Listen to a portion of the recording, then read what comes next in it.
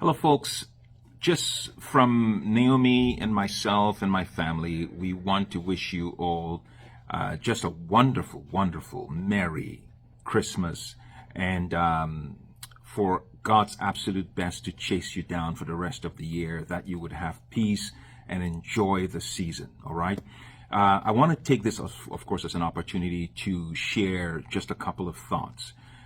This Christmas season, if you really think about it, for those of us who are followers of Jesus Christ, it is a season of gift giving. All right, it is a season of gift giving, but I want to focus. Let me talk about two kinds of gift giving. There is the physical gift giving that we all, I love a gift as much as anybody else, and so we hope to get some gifts during this season, but probably more importantly, we give some gifts during the Christmas season, but those are the physical gifts. We all know how wonderful it is to receive physical gifts, because we know and we try to give to those that we love. But I want to just spend this time, okay, talking about the intangible gifts.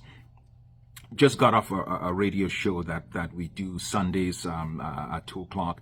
And, we had this conversation, and it occurred to me, you know what? It's a good idea to talk about it just for a moment. The intangible gifts giving that should happen in this time of year. As a matter of fact, gift giving should be happening all through the year. But we are in a season of giving because the Bible says in John chapter 3, verse 16, that for God so loved the world that he gave us his son. Now, Jesus Christ was not God's just some gift or just some person. The Bible says that Jesus Christ was God's, or is, and always was God's absolute best, his one and only begotten son. God's absolute best was what he gave to us. And the Bible also says that while we were still sinners, it wasn't because we were great people and we deserved this gift that God gave us.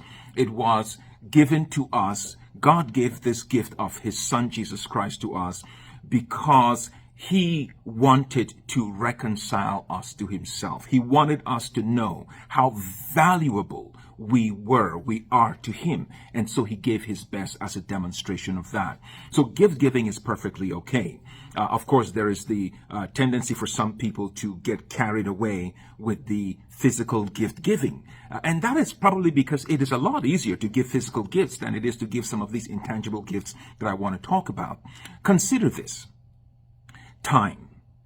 Your time is an intangible, but it is probably the greatest gift you can give to members of your family and the people in your love circle. Your time. There are so many of us who work 16-hour days. Sometimes you travel 3-4 months in a year. You're away from your children. You're away from your spouse. You're away from your brothers and sisters and the people that you love. You think that, because, you're a professional, this is what your job demands. You're providing for your family. You're paying for that big house, that nice car, that great school. And for some of you really think this is sufficient. But I want to present a case for giving of your time to your family being one of the absolute best gifts that you can give. One of the panelists on the program said, for a lot of us, there are people that we loved very much who are no longer here. What would you want the most from those people today? If you think about it, honestly, it would be their time. You wish they were there, here with you, to hug you, to kiss you, to share those memories with you. So time is a great intangible gift. Much better than that new iPhone or that new iPad or that Beats, headset. Now, those are nice gifts, but let me tell you something. The time that you invest in the people that you care about is an even bigger gift. How about this one? Forgiveness. There are so many people who are not going to be meeting during this Christmas holiday because they don't care to be in the same room as each other. Because one has experienced a tremendous hurt from the other. And so there is unforgiveness. enmity between the two of you. You don't want to spend time in a room together, much less sharing a meal at the same table. Okay? So how about forgiveness? How about you extend the great gift of forgiveness towards those that have wronged you? As a matter of fact, I don't think it's too much to ask, because the Bible says, while you and I were still sinners, while we were still enemies of God, He gave us His best as a bridge to bring us back to Him. So expecting or asking that you forgive those that hurt you in 2022, and some of you are carrying unforgiveness going back decades. But consider this. The truth is that some of those people that you actually are not forgiving, they're on the beach in the Bahamas. They have no idea what you're going through, but you carry this burden. So forgiveness is a gift that you give. It's a gift that you give to those that have wronged you.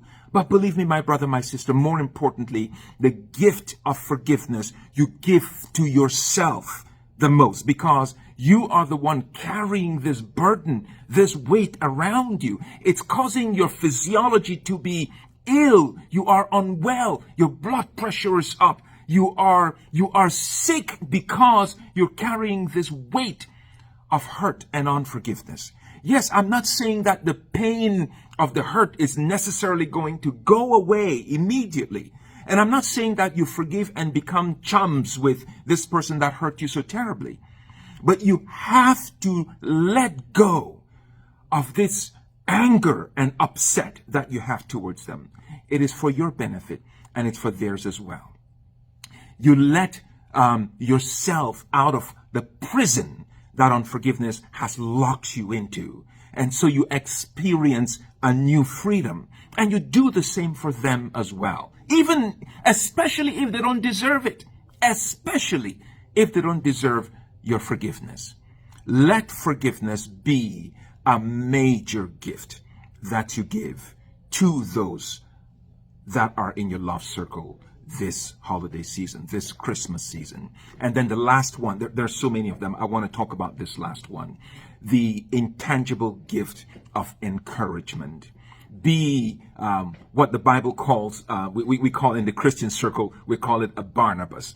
Someone who knows how to encourage other people, someone who knows how to build other people. There are some people who don't want to be in the same room with you this Christmas season, because every opportunity you get, you discourage them, you talk them down, you are condescending, you make them feel unworthy, you make them feel like they can never get it right when they're in your presence. How about we flip that around? For some of you, it may be a difficult thing. Encouragement to me is a natural. I am wired that way. But there are some people who have a difficult time, and mostly it is because of upbringing. I know I counseled an older gentleman in his 70s from the Caribbean. This was some years ago. The way he grew up, they were never able to express love, and so hugs and kisses and high fives, those kinds of things, too much display of emotion. So even when he moved to Canada, his 40-year-old son often would come to hug him, and it'd be like, what you doing? What are you doing? And then we sat through this program, it was maybe 8 weeks or so, and went through just teaching and peeling through the scriptures, the Bible, to show him some things about God's love in his heart for him and stuff like that. And something broke inside of him, and he wept and he wept. And one day he came back and he said, for the first time in his life, he was able to hug his son and to apologize for all the years of just discounting his display of affection towards him, his father. So for some people, we know maybe culturally, the way you were raised, it was difficult. It is difficult for you to express love, to express encouragement, to let people know that you care about them. It is a lot easier for some of you to go buy the most expensive iPhone, the most expensive gift, and you think that it is enough. Now, I love a gift as much as anybody else, and I will receive the gift, but let me tell you this. More importantly, will be that intangible gift of love, of encouragement, of forgiveness that you give to the people in your love circle. So remember this, in this season of Christmas, remember, God so loved the world that he gave his absolute best. Not a counterfeit. He gave his absolute best. Your absolute best to the ones in your love circle this Christmas season might actually be encouragement, forgiveness, and just an all-around expression of your love. Tell them how important they are to you. Tell them if you never receive a gift from them, being in relationship with them, their love for you is sufficient for you. Let them understand how deeply you feel about them and towards them. I promise you this, it'll be the absolute greatest and best gift you would have ever given to your family members.